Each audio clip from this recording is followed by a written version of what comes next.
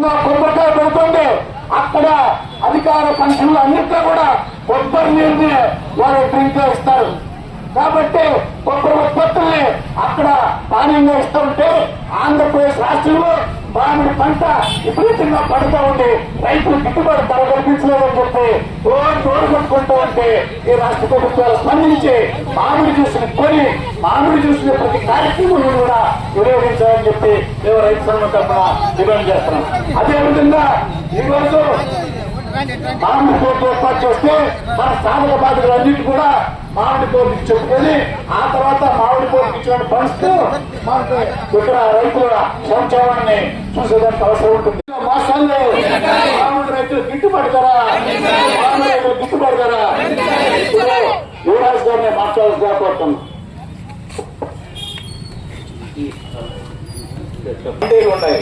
మండీల్లో ప్రభుత్వం నిర్ణయించిన కమిషన్ కంటే ఎక్కువ కమిషన్ వసూలు చేస్తా ఉన్నారు.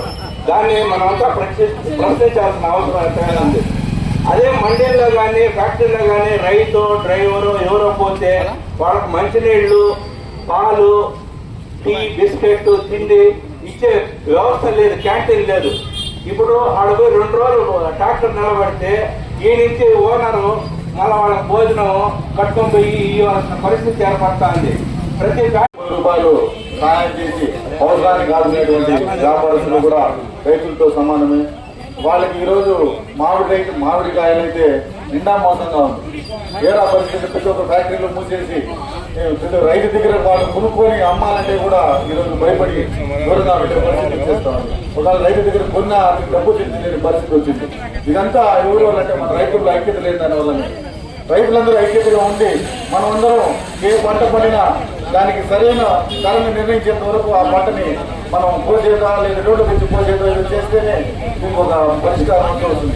రైతులంతా ఐక్యతంగా ఉన్నప్పుడే ఏదైనా సరే పని చేసినా పైరు చేసినా చెలిగి చేసినా దీనికి ఒక మద్దతు ధర అంటూ లేదు. భక్తులు స్వామి వారిని దర్శించుకుంటున్నారు.